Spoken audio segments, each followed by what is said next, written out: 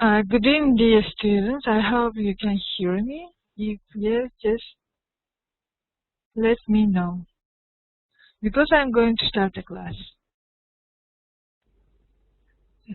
Okay, Miss Master says okay. That's fine. So, as you remember, last time we have the second session about the human resource planning process and about the human resource about the strategic human resource management. So today we continue this slide because it's actually wide and we haven't finished it at the end. And today we try to finish this this class, this lesson about the human resource planning first, and the second, at the end of this session, we will discuss about the case study that I already have sent to everybody by email, and I also put the link in the Facebook where you can download the case study. So there is, in the slide, you can see the human resource planning process. Actually, it includes the two main activities, the process itself. It's demand, that means the forecasting the demand for staff within the various corporate functions. So it involves analyzing and determining the numbers and attributes, which is knowledge, skills, and attitudes of staff that will be needed at any given time. And supply, ensuring that the forecast level of demand can be met. So what that means? So there is the demand, at the beginning, in the planning, we have to analyze the forecast, how many employees, what kind of skills the company require, or any organization. So it's very important to have a balance between the demand and supply employee, which means how many we have and how many we require the employees. It's all about the numbers of employees, about the skills, or the knowledge, the experience, and competencies.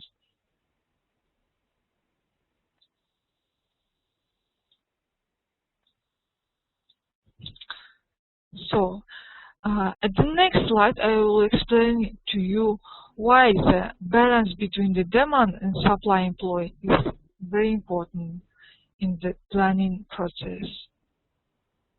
So here is the failing to establish the correct balance between supply and demand can lead to.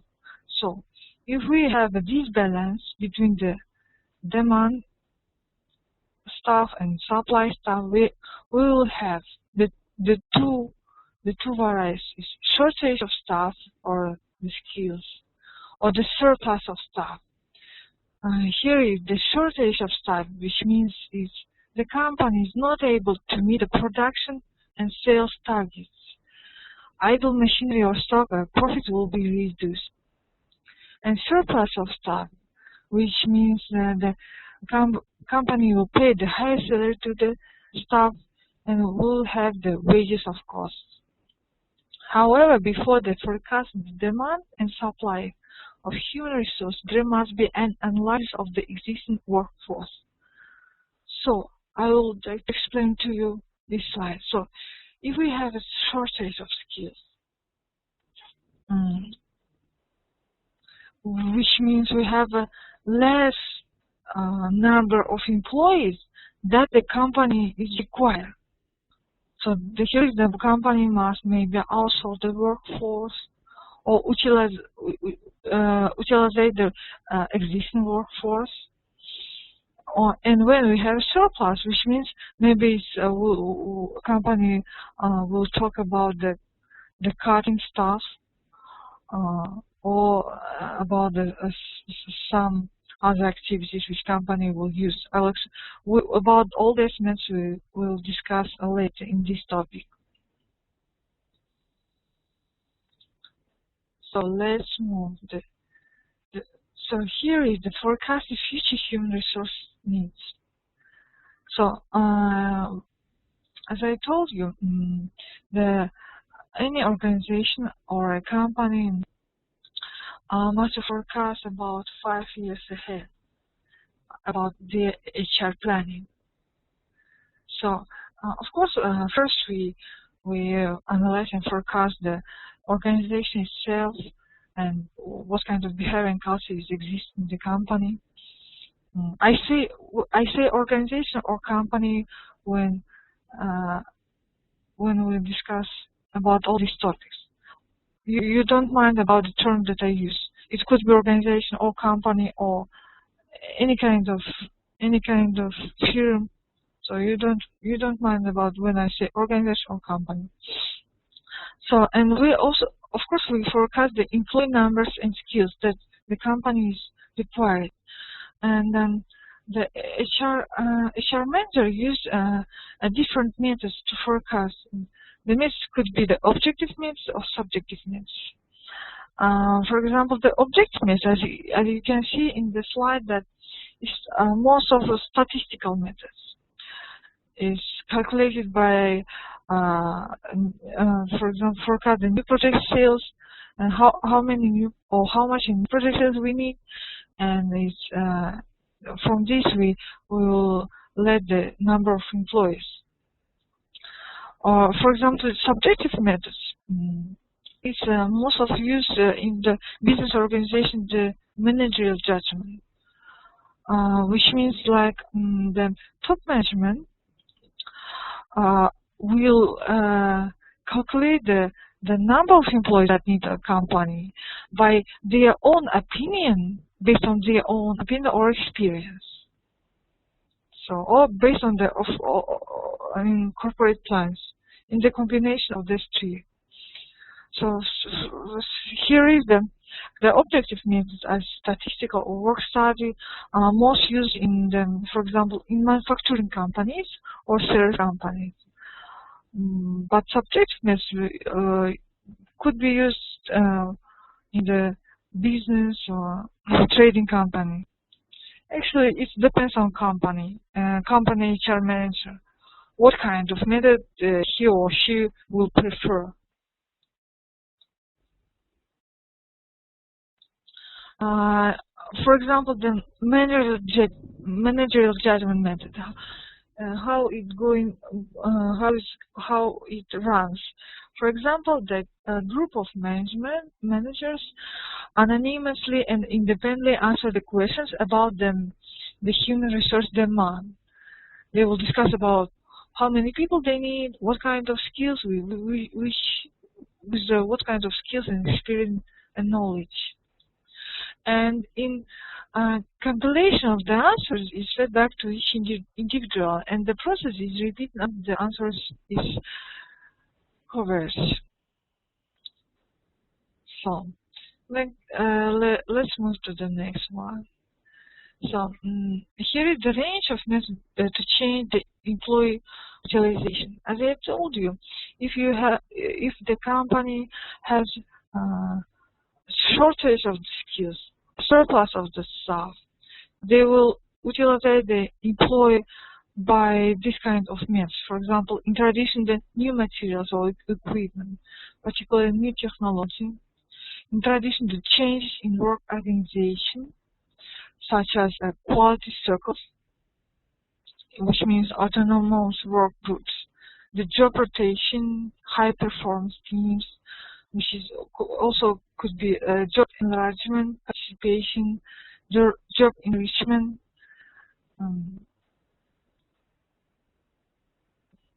and organization development, introducing the changes in organization structures such as the centralization or decentralization. So, for example, if the company has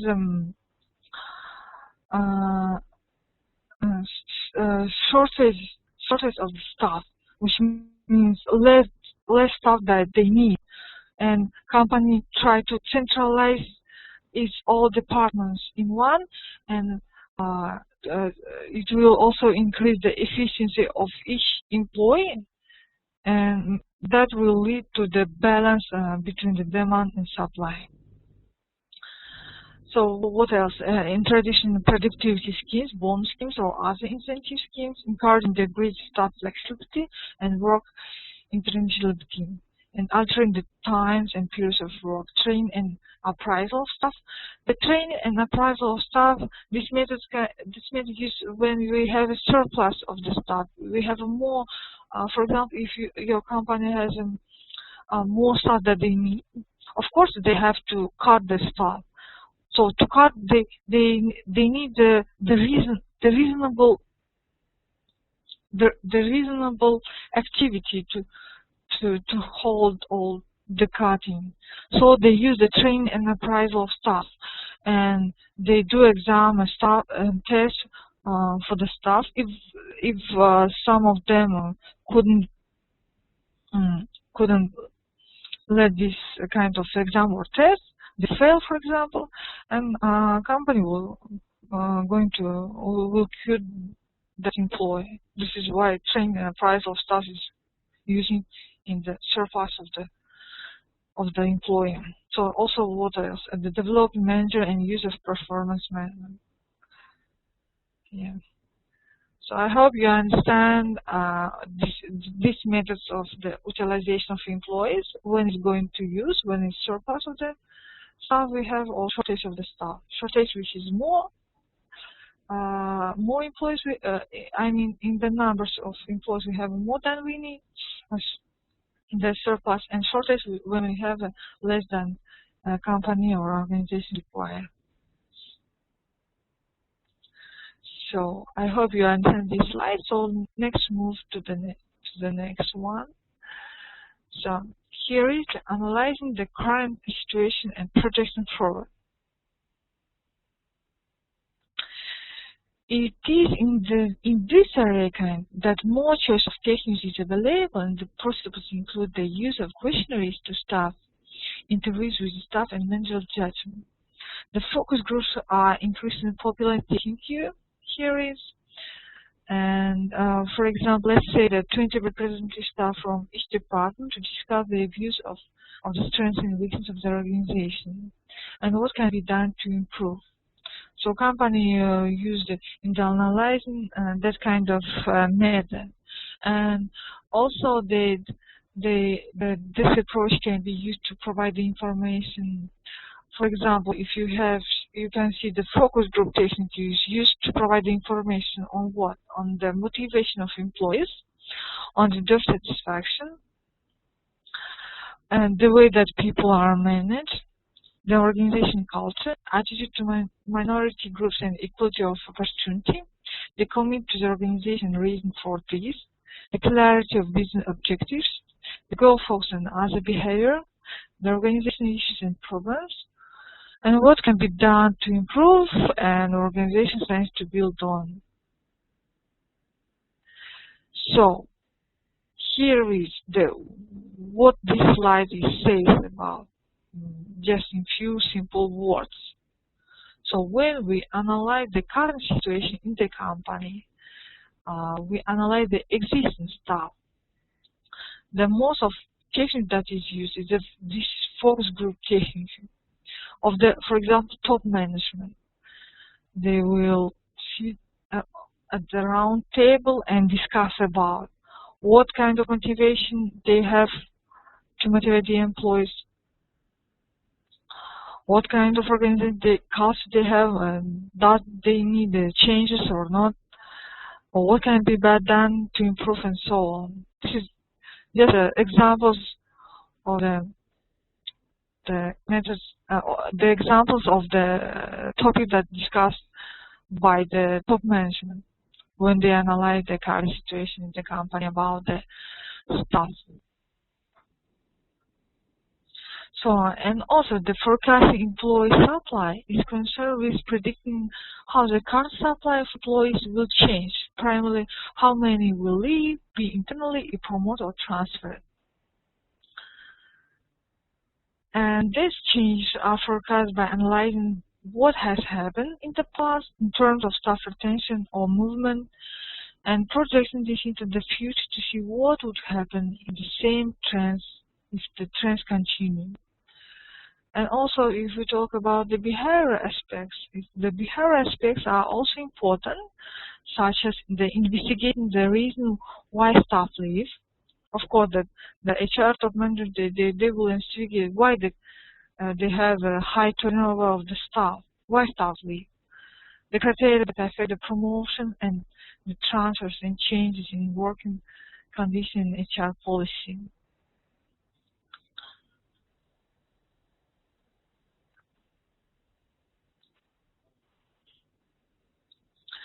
So I hope you understand this slide. So let's move to the next one.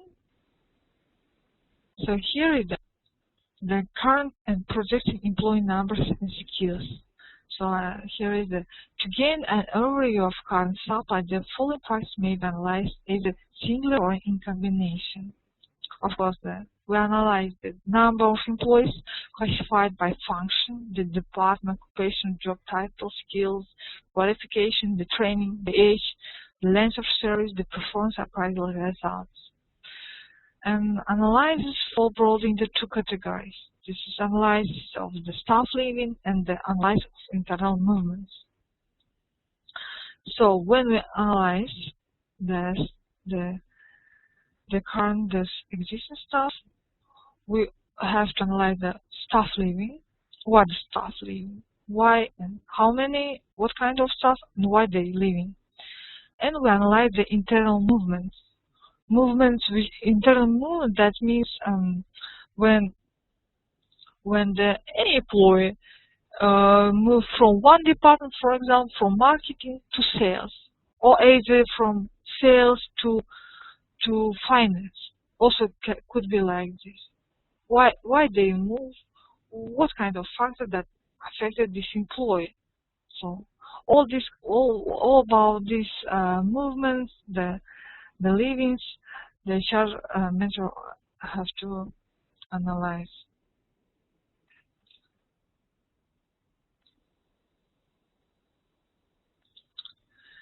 So in the next slide, you can see the methods of analyzing staff leaving. So this is a statistical numerical method that we use: the annual labor turnover index, the stability index, the cohort analysis, the half-life, census method, and rotation profile.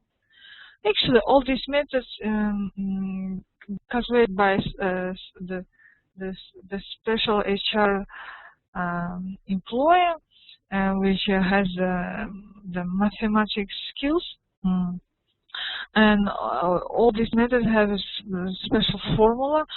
And actually, I didn't put in the slide why it's for example, for you, I think it's not so important, because the top manager don't use this method. They don't apply, actually. The special people like accounter, they calculate all these kinds of staff leaving. And about all this formula, how they apply, the description of this kind of methods, you can find in the ebook about HRM that has been already sent to you. I think the link has been sent by Facebook, and you must have that ebook. If you don't have that, let me know. I will send you by email. So I have a question. The situation from Mr. Barak says, here we have the situation of high turnover that only focus on salary matters, not career development at all. What should be done to stop it? So as I understand, you have a high turnover. Okay, that don't focus on salary matters.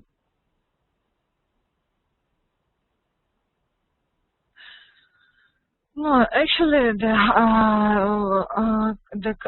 company which have the highest turnover could be different reasons. We cannot say that is the reason is salary. We cannot say. Also, company, for example, the company which they especially use the turnover also could be as an advantage to the company, like when we deduct the taxation, all those things. So to improve this, we have to first give the question to the top management of this company why they have, and that it should be exist in the company this high turnover or not. Maybe some companies especially use high turnover in the company because they have a reason for that. And then we analyze if the company doesn't want to have a high turnover, for example, and they want to reduce it. Then we will find the reasons why it's like that. Of course, we analyze them first. What kind of circumstances at the work the staff have, or in what kind of contract, with what kind of term they has been involved, and then of course we analyze all these points as points like salary, as you told me, and what else you said, the career development.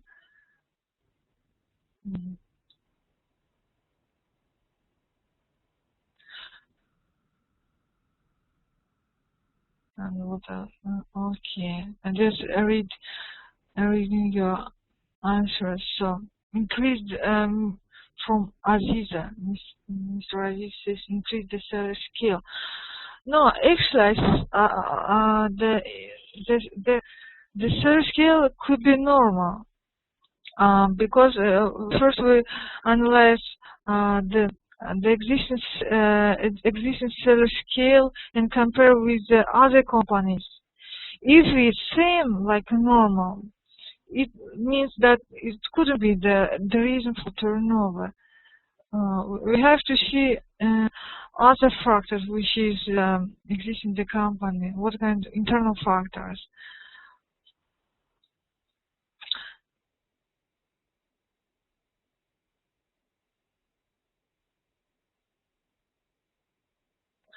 Okay. So let's dear students, let's move by the slides, and then at the end you will give me the questions and I'll try to answer, because first we have to finish the slides in class, and then I'll answer for all of your questions, because you have a lot of questions. Is it okay? All right? And we will talk about the reasons of the high turnover. And Mr. Ilyas asking about what is cohort analysis. So just a short answer. The cohort analysis tracks what happens as some people have a group of people with very similar characteristics who all join the organization at the same time. And the disadvantage of this method of analysis is that it cannot be used for groups other than the specific group for which it was originally prepared. The information has also to be collected over the long period, which produces progress and availability and reliability of the data. So here is the cohort analysis. It tracks what happens as some people leave a group of people with very similar characteristics who will join the organization at the same time. Which means why, for example, any one of employee leave the department, for example, the marketing, if other also gets the same salary and same opportunity in the career development, for example, why he has left? If, for example, the other staff has been satisfied by the job, by the salary, by other circumstances of the job, and that this is that's what kind of employees has been leave the company. What are the reasons? This is what means the cohort analysis. Here is we analyze them we will take a detailed analysis of each employee. What the reason? Because maybe salary is also normal as good for this occupation in this kind of company. Maybe this employer has also same opportunity as other staff and career development also. But why he has left the company? And we analyze the reasons. So, Mr. Ilyasis, thanks. I hope I answered for that question. So let's move to the next slide.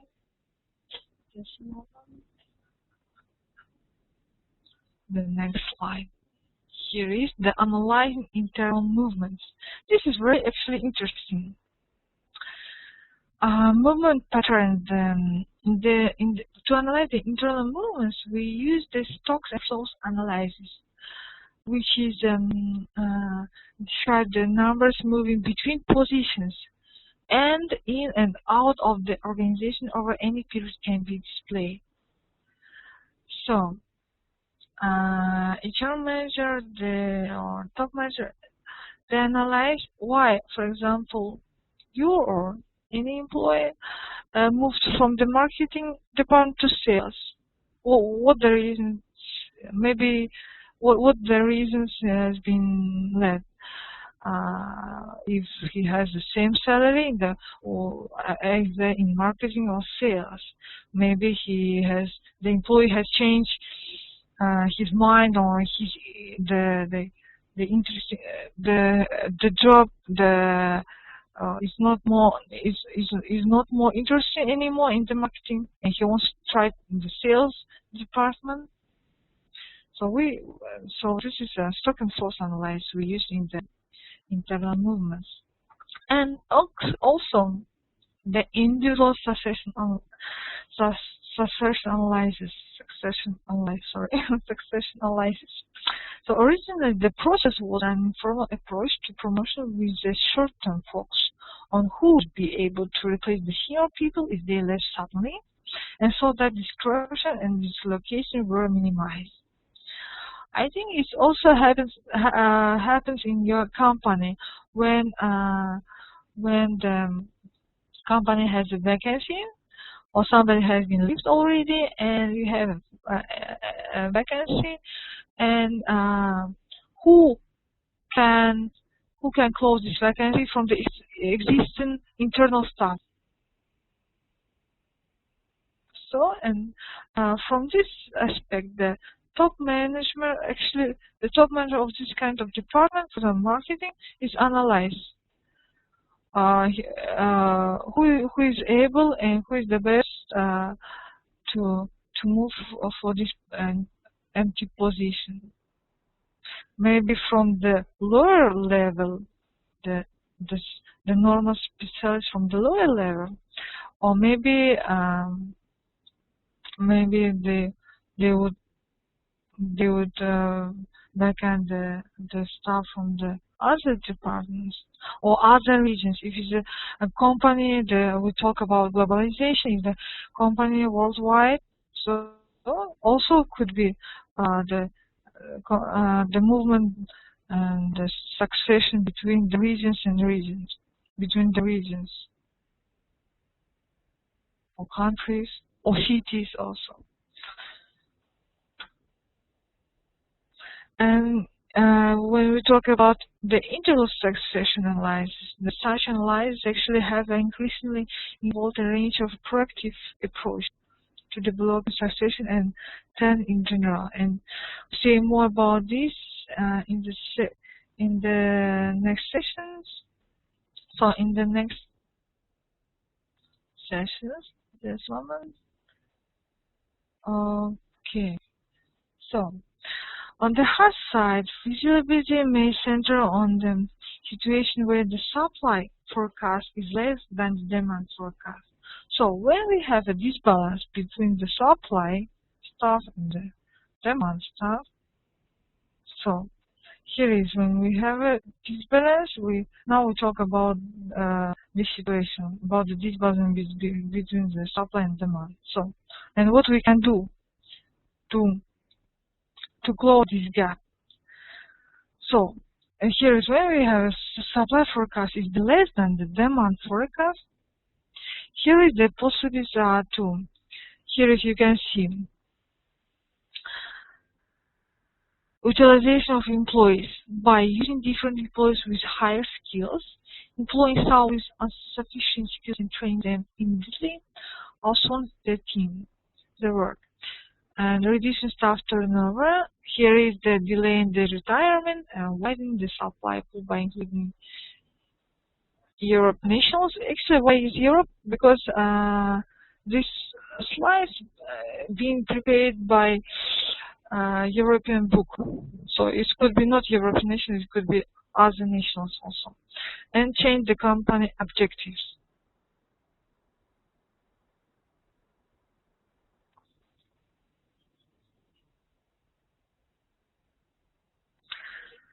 So, and when is the supply forecast is less than the demand forecast? I hope you understand this term. Supply, okay, this is all about forecasting first. You have to understand this is all about forecasting the staff or the employees. This forecasting the number of employees. So when is supply forecast is less than the demand,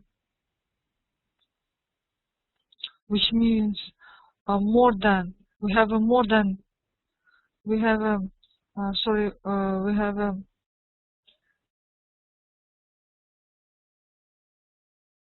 less than we need. So we utilize the employees, which means in some companies, the same employees can be working in the different departments. For example, using different employees with higher skills. What does that mean? We use different employees with higher skills, which is we have multi skills and can be working in the sales and also in the marketing. Of course, the salary also will be different for this kind of employee. So we can outsource the work. Is the easiest way. And we can, by this, all this action will reduce the staff turnover. Or, for example, about the change in the company objectives. This is how to say. If we have no any divisions, we have no any to solve this problem and not have any variations of solving this problem, the company can change the company objectives.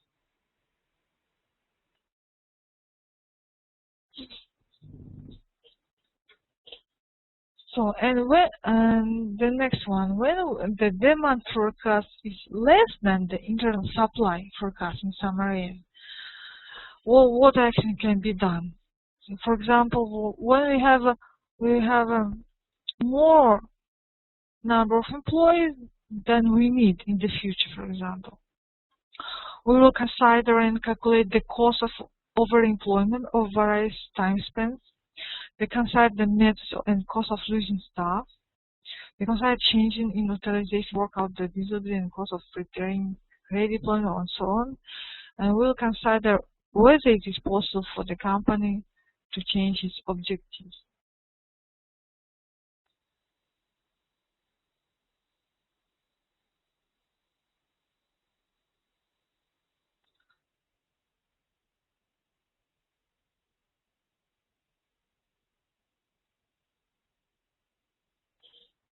So here is, I hope you have been understand.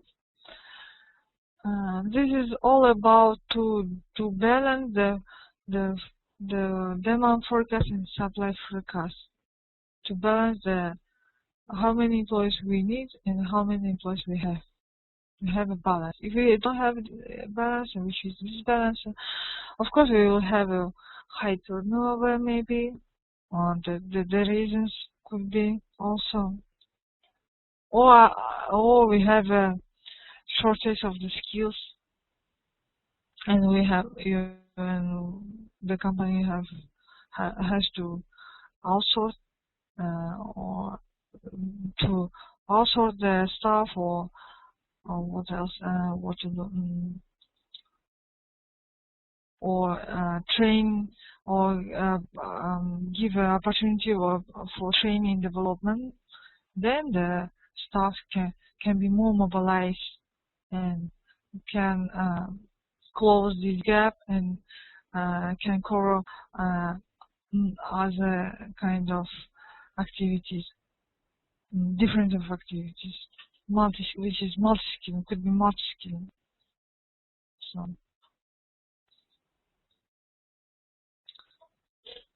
So here is HRM plans. So human resource management plans include the organization and structure plans, which we talked about earlier. The employment utilization plans, we should talk also about this. The learning and development plans. About the learning and development, we'll talk in the details in the next session. Performance management motivation plans. Reward plans. About motivation reward plans, we also talk about 2-3 sessions later. And about so what else? Employee relations plans and communication plans. So, in the conclusion about HRM planning, I would like to say that once the plans have been made, all these plans have been made. You can see in the slide. And put into action, the plan process still continues. Of course, you know it. And it's important that the plans be monitored to see them if they are being achieved or if they are producing the expected results. And plans will also need to be considered on a continued basis in the order to cope with changing circumstances. So, first of, in the HRM, the human resource management, the first is important to draw the plan, the HRM plan, which is which is include the analysis of existing workforce, which is good forecasting the demand and supply.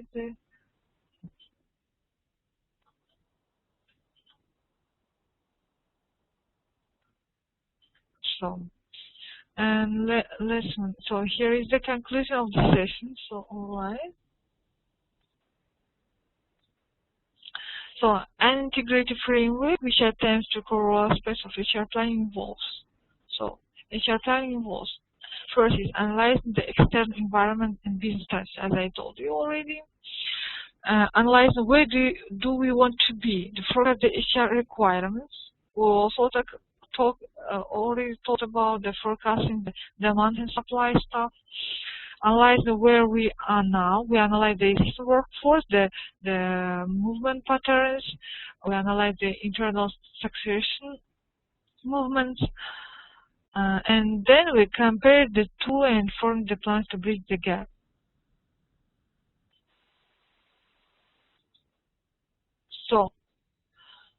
So that's all for today's class. And now we have a session for questions and answers.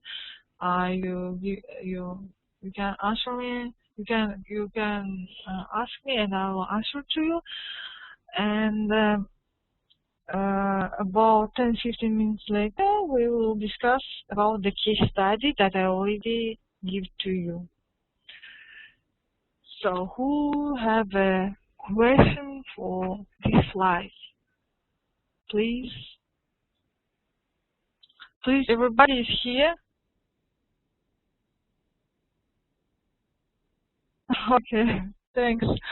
Because it's so quiet. Yes, let's see. So who has a question for these slides? For today's topic, the HRM planning and HRM process. About all these methods we discussed about, I will explain to you. in the most simple word than is in the slides.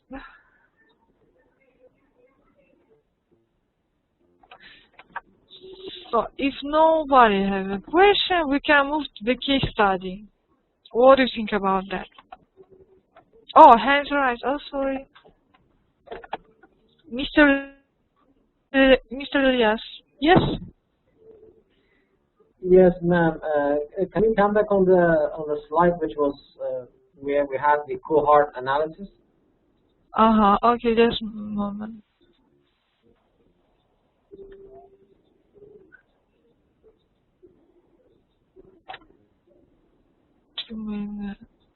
Oh, sorry.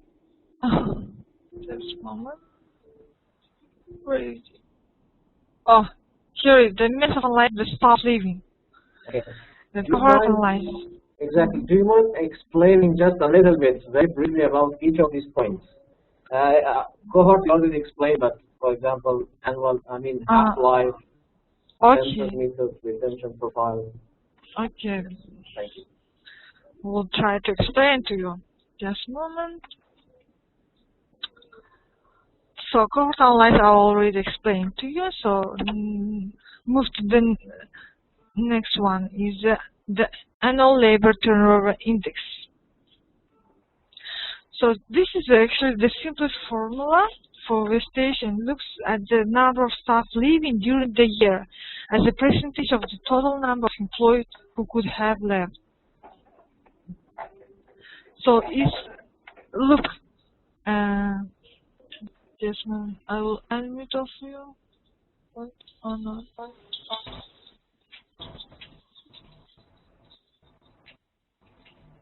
So this kind of method will give us now we will analyze how many staff is leaving during the year in the percentage of the total number that already is employed.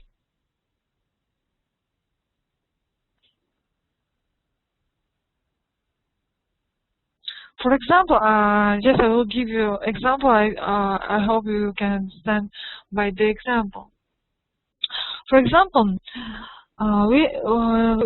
there were the 25 leavers over the year, and it would not be possible to determine whether these 25 different jobs has been left by 25 different people, or whether that 25 different people had tried and left the same job. So the length of service is not taken into the account with the same measure. But the length of the service has been shown to have a considerable influence on leaving the patterns, such as the high number of leavers at the time of indication.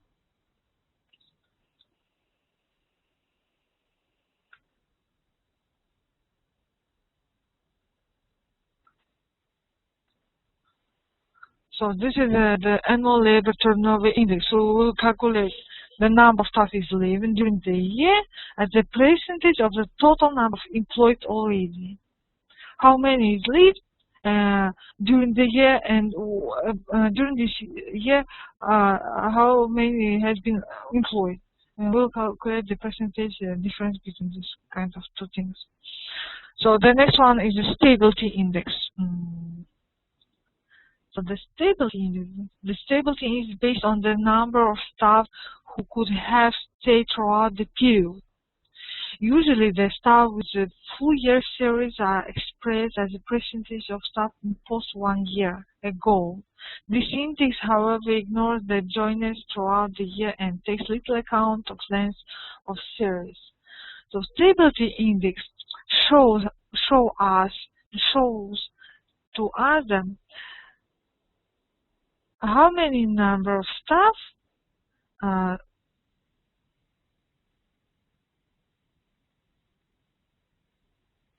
have been stayed throughout the period. The stability index explains itself. Shows the stability in the company.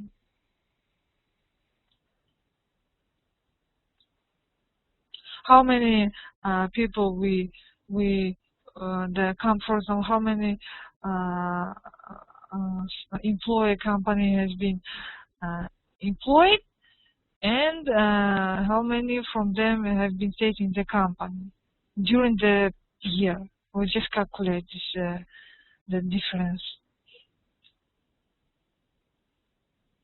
So then cohort analysis I already explained the half-life. What is about the half-life? Just a moment. So the half-life is the figure expressing the time taken for how the cohort to leave the organization. The figure does not give as much information as the survival curve, but it's useful as a summary and as a method of comparing different groups.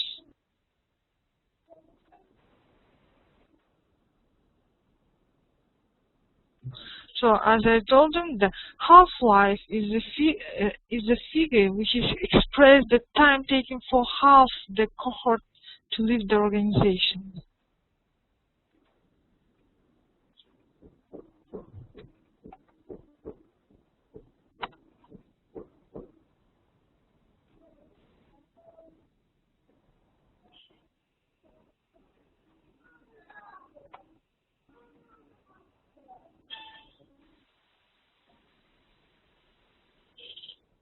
So this method actually is not useful.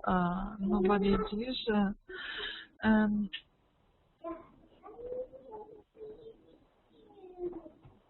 So next one is the Census Method.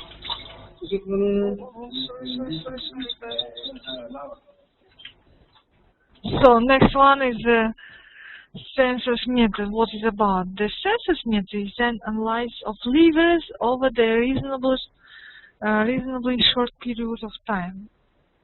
It could be often over 1 year.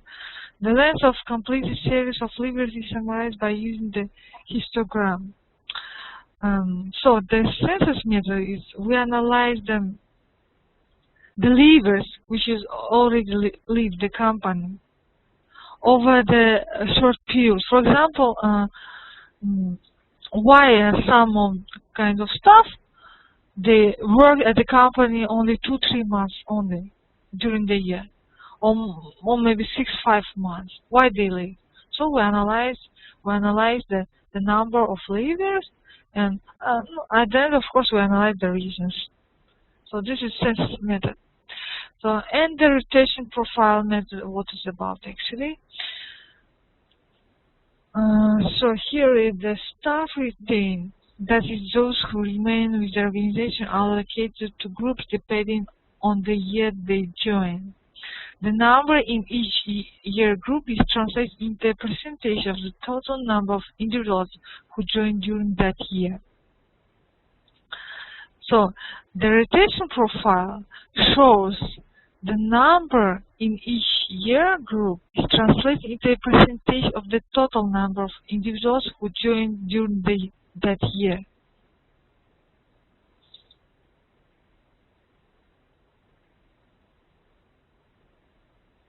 So we analyze them in the percentage. How many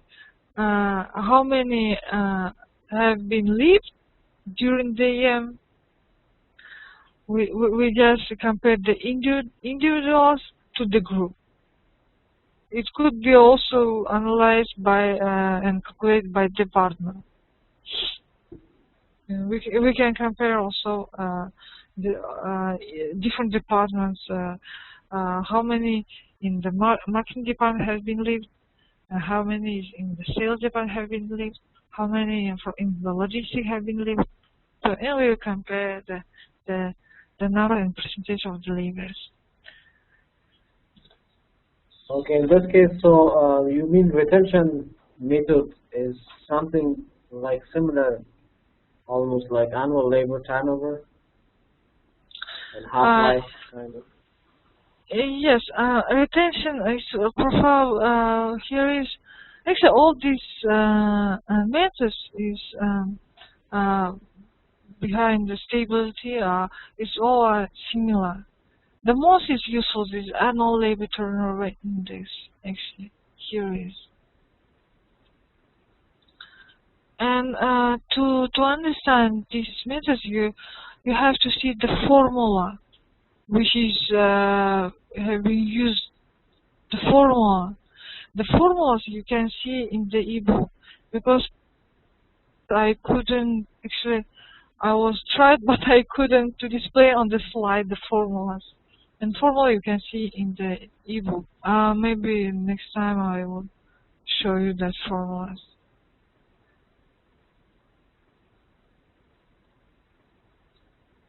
So that's all about the methods which you're using in the analyzing of the staff flavors.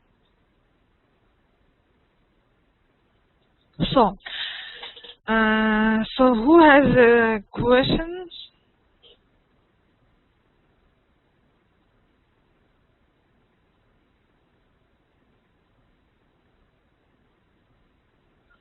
So who have a question? If nobody has a question for this slide, we can move to discuss a case study. What do you think about? Ms. Mouse asking about the half-life. Okay.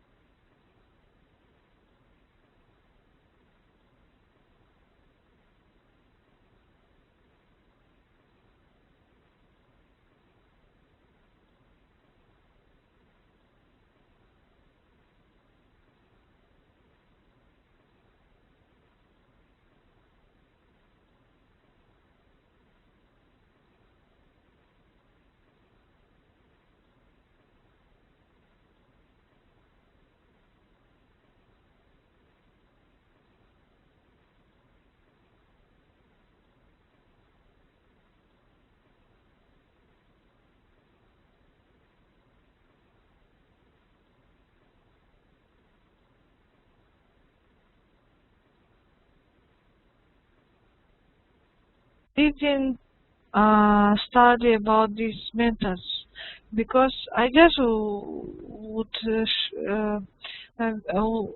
show these methods to be sure that you know what kind of methods HR manager use to analyze the levers. But actually, at the MBA course, the students won't see in the detail of these methods. But now, it's of course it's good that you know what kind of methods that could be used, and you know the description of these methods.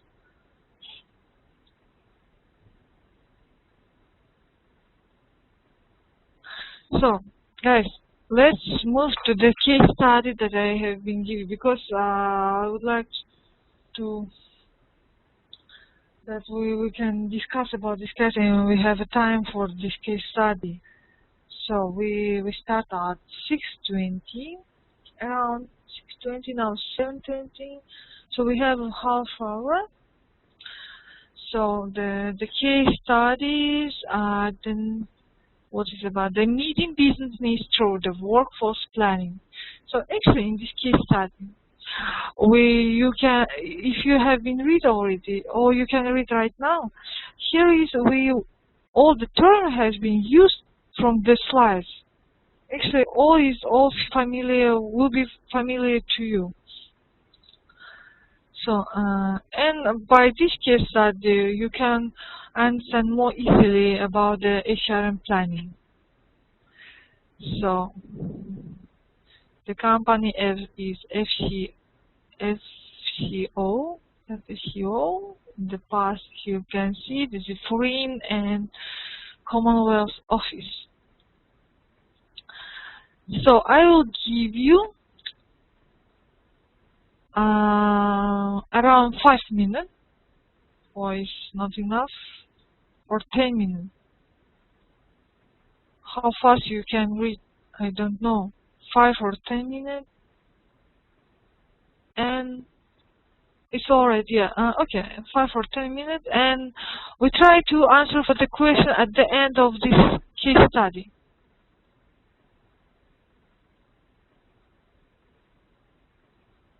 So at the end of this case study, we have questions. Here is 4 questions. Using an example, describe what is meant by the workforce plan. Explain why organization undertake this process. What is the difference between the generalist job and what is the specialist? And analyze how the FCO's recruitment selection process help it to appoint the best individuals for each post. And evaluate the way in which workforce planning might help an organization to meet its strategic objectives. 5 minutes will be okay. So, 5 minutes. At the 7:30 we start to discuss. I'm going to mute my own microphone. Then you can read in the quiet circumstances.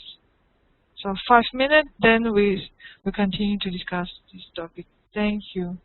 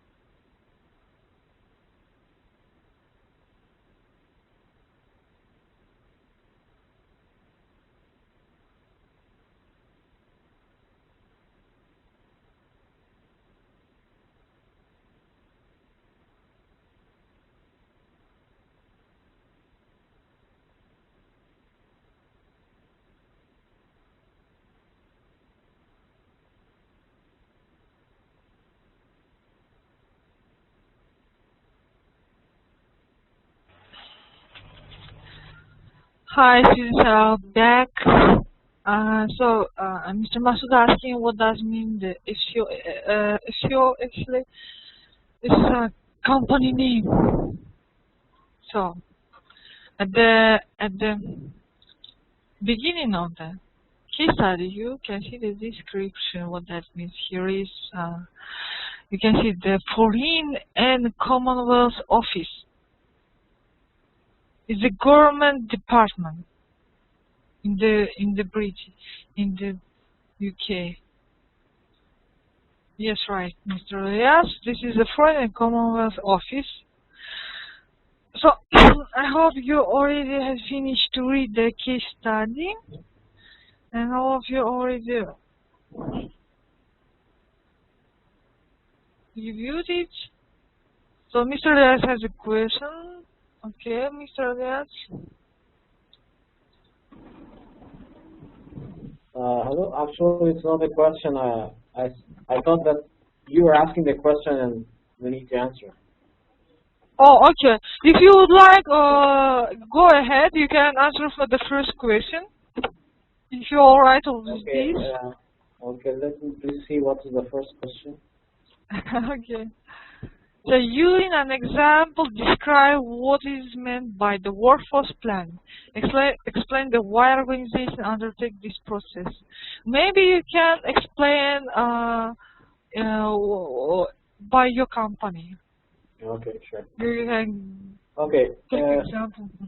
Okay, I think in this case study, which belongs to the Foreign Commonwealth Office of the United Kingdom or Britain, FCO is an office of the Foreign Affairs Ministry of the UK and is looking into the interests of the UK outside, in the world, overseas. So, in the terminology which is used here by workforce, I guess it applies to, it's another name for human resource. Yes, that is. Yes. And human resource or workforce, it is the backbone of any organization, whether it's a business company or a humanitarian organization. Like in our case, it's the United Nations office. It's a humanitarian organization. So planning, human resource planning or workforce planning is very essential for the success or for the successful achievement of the objectives of that organization.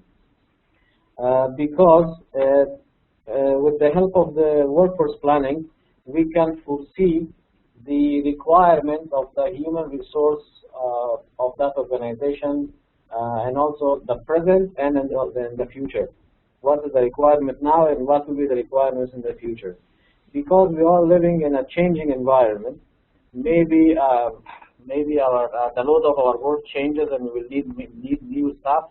Maybe the staff will be shifting to other positions within the organizations by promotion, or maybe the staff will resign and go to join another organization, or maybe there are some skills within the staff that needs to be identified in advance, and the organization can use that.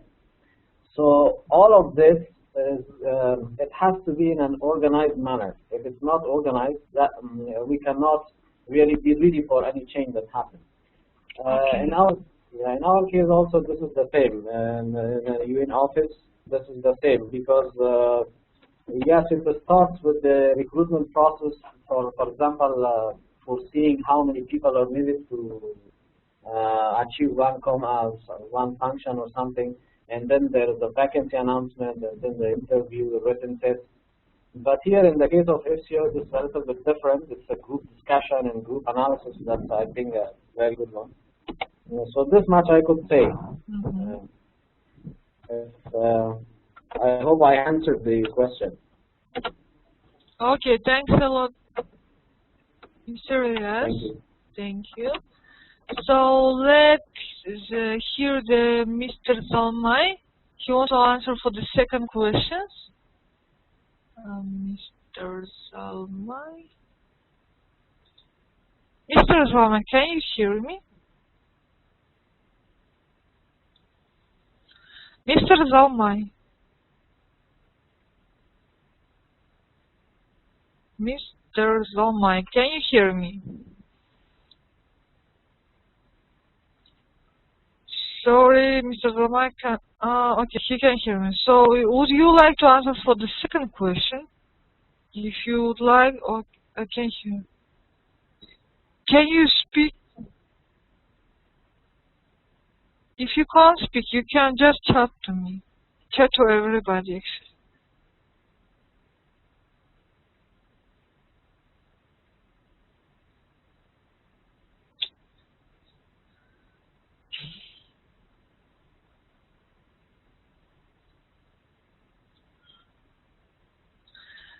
Okay, Mr. Zalmay, during the chatting. Okay.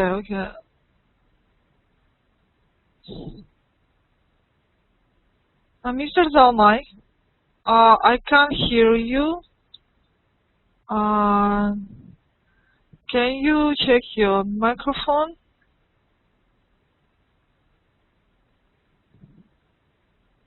Okay,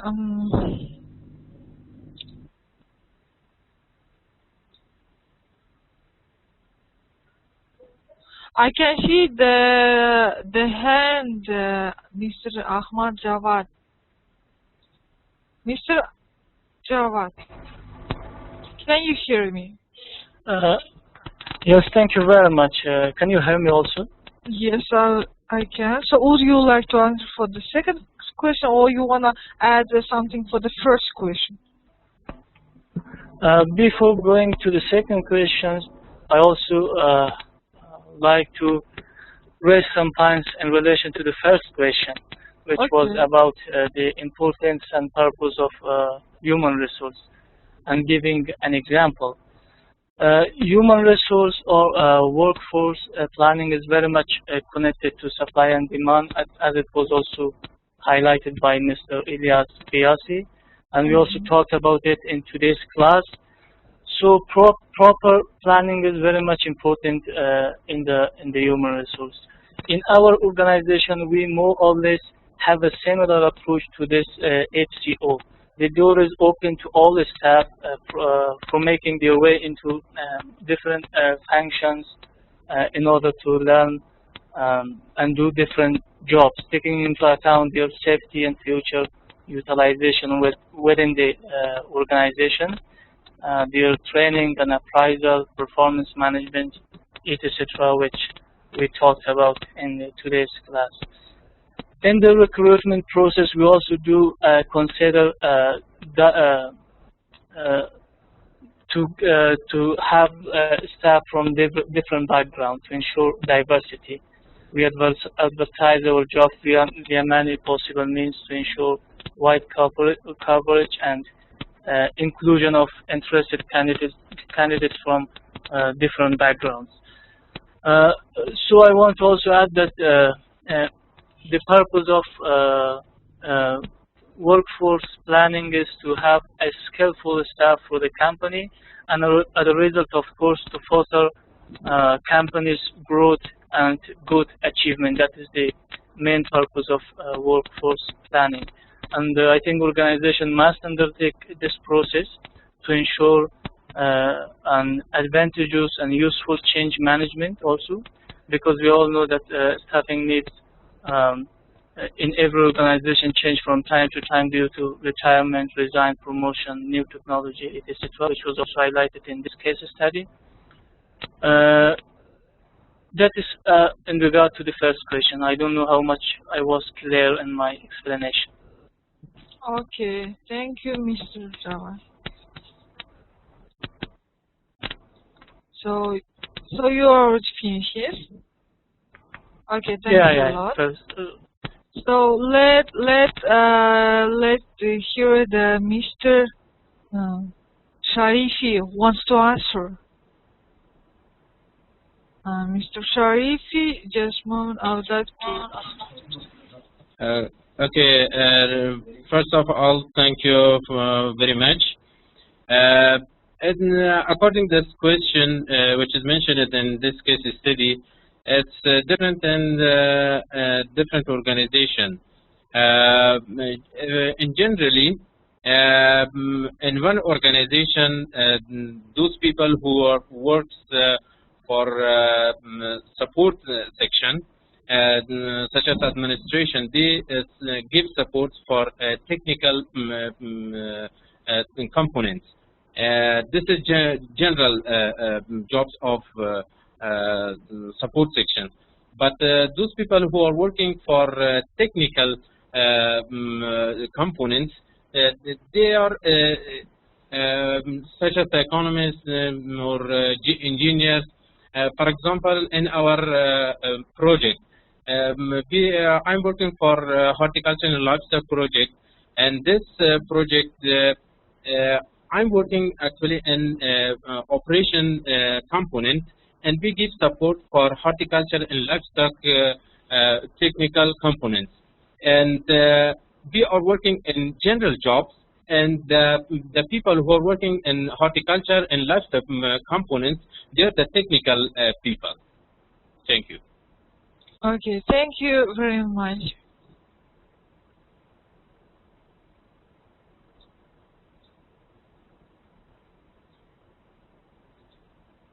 So here is Mr. Zalmay Nawabi has been answered to everyone. So he said that general.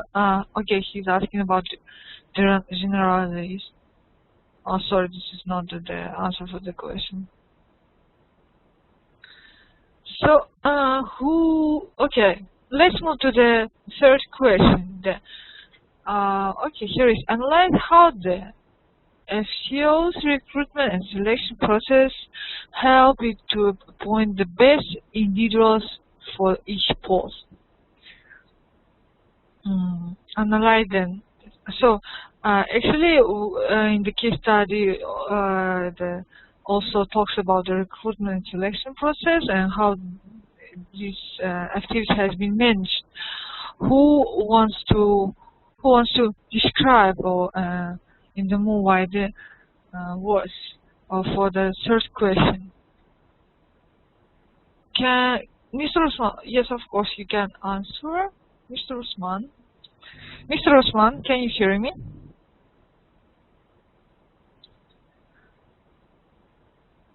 Mr. Osman, I can't hear you. Try again your microphone, please.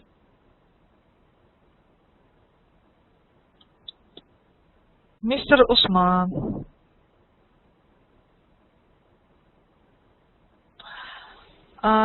Can you hear me? Mr. Osman. Mr. Sharifi. Can you hear me now?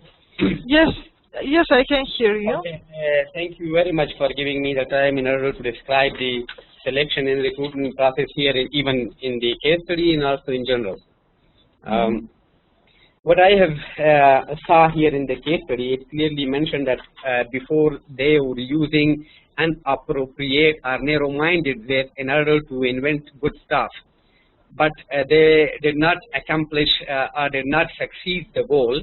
And later on, what they have decided that they have to advertise the position broadly, and there should be an inclusive or open competition for everyone to come and compete the position. And once they start this approach, they were successful and they got succession.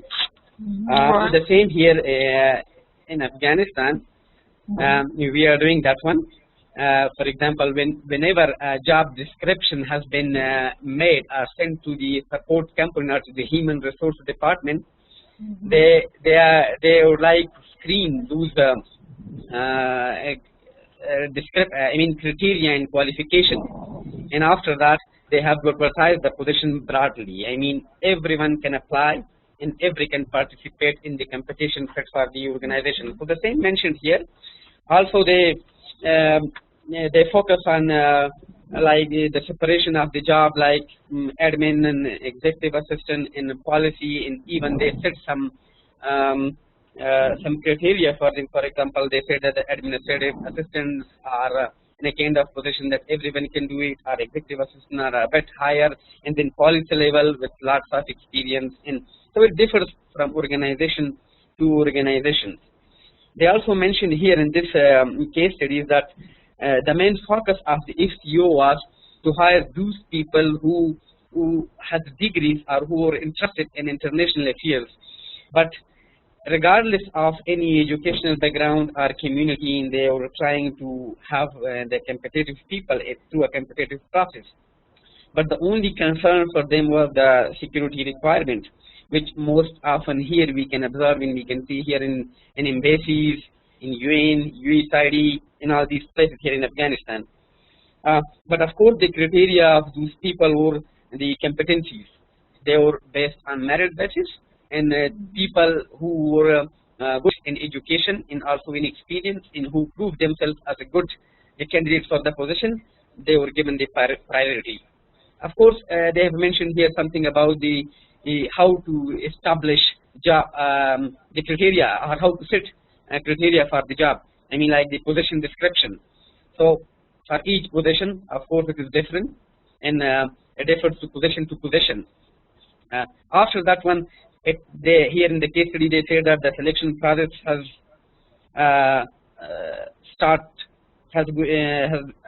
going to be started, and that was also different. For example, for the internal candidates, they may have another strategy or another policy, and for the internal candidate, they may have another strategy, what they have mentioned here.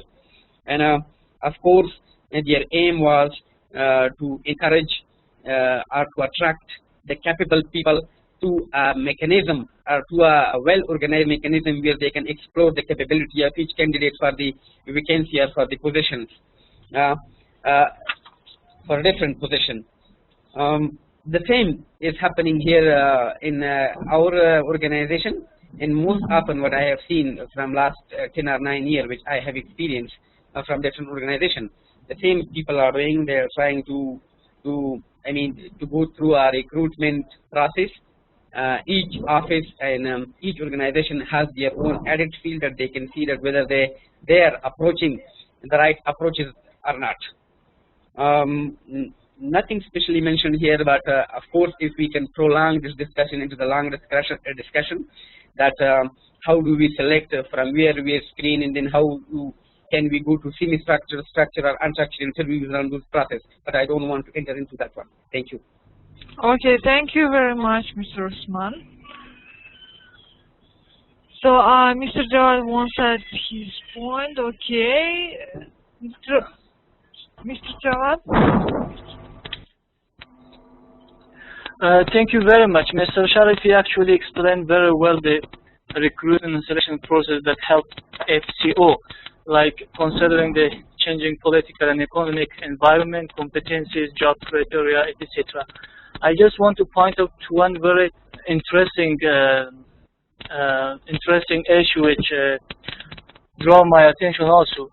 I found interesting in this case study as regards to the recruitment and selection process. It was considering the gender and diversity mainstreaming policy. In the legal term, we call it AGDM, Age and Gender Diversity Mainstreaming. The company actually managed very well to mainstream this concept, which is very interesting and important in each organization and company. They try to recruit men and women from various backgrounds, and for sure this approach gives more benefit and become an added value before the consumers who are actually from different backgrounds. That is what I wanted to add. Oh, thank you, George. You're right. Thanks a lot. So let's move. For the last one question is the fourth question is. So here is evaluate the way in which workforce plan might help an organization to meet its strategic objectives. Evaluate. Okay, you have to just describe the link between the workforce plan and the strategic objectives, and how the workforce planning can help to meet the strategic objectives of the company in the overall. Who wants to answer for these questions? Akmal says, I have just a general question about HR creating position description that actually those doesn't.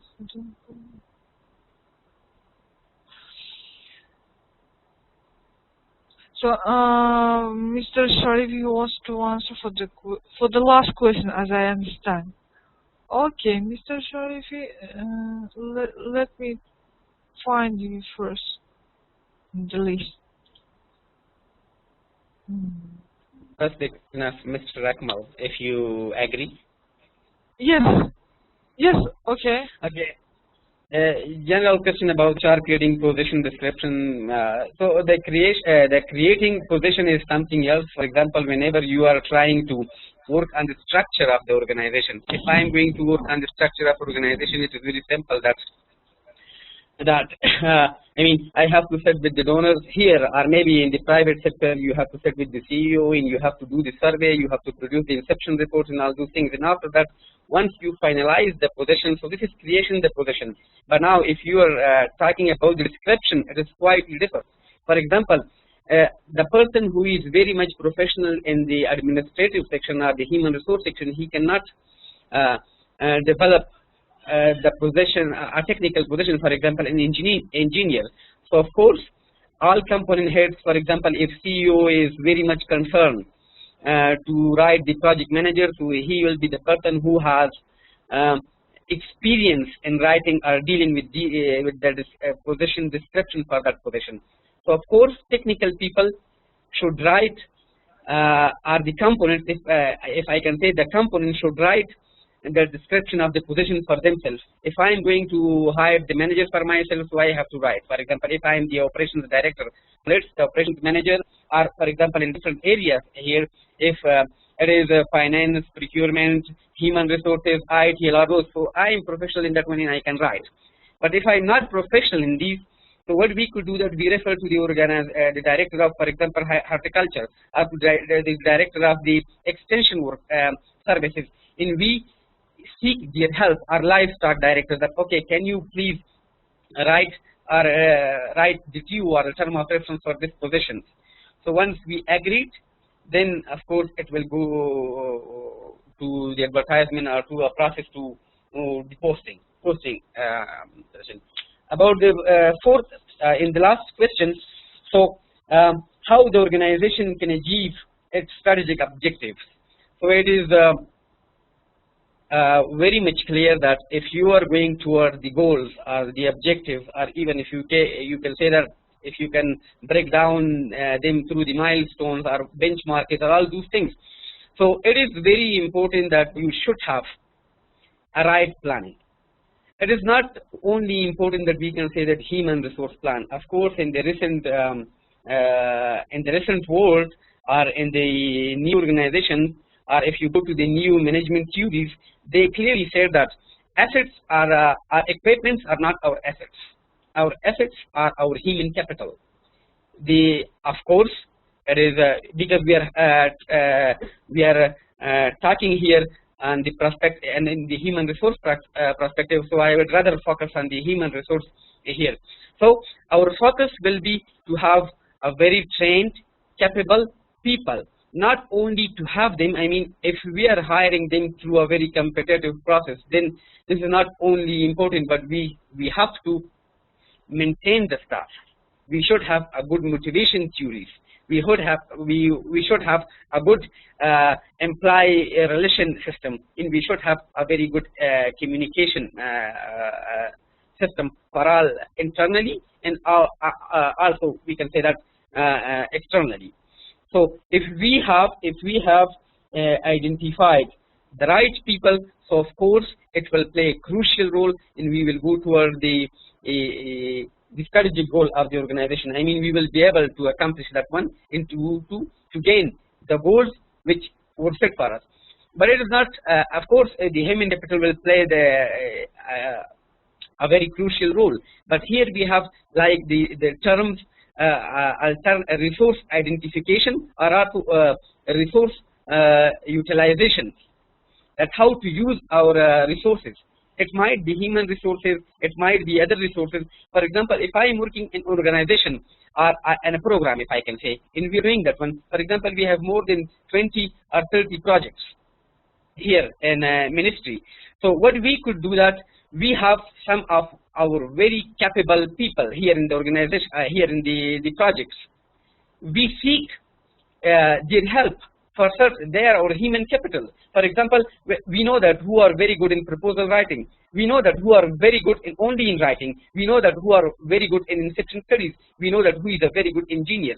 So we should have a plan that, for example, if we have only some resources and have a broad picture of the project to run them, then we should have a resource calendar.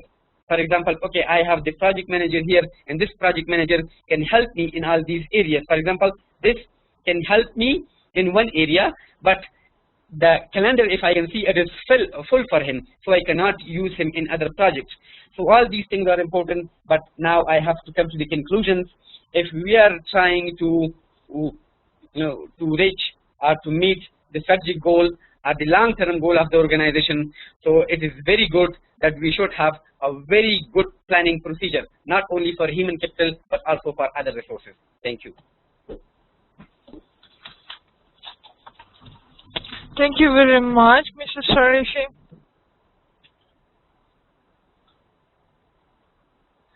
So who wants to add something else?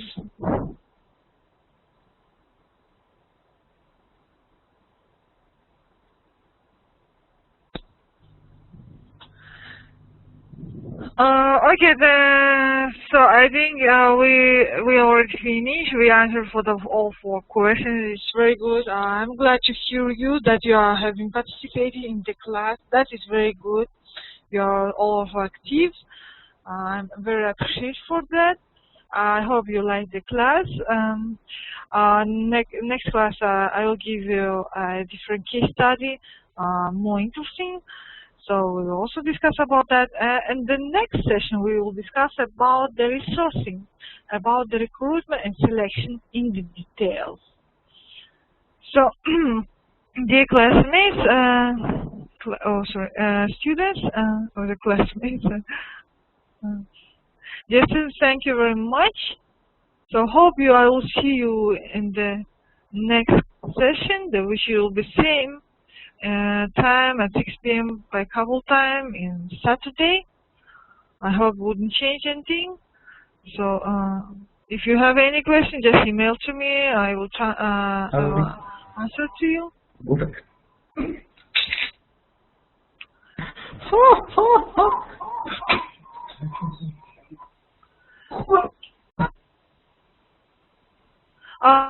Sorry, sir. Yes.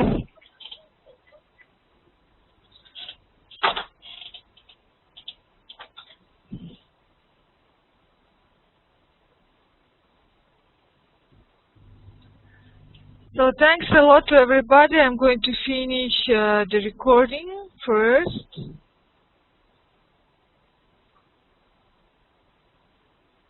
Have a good night to all of you. Take care.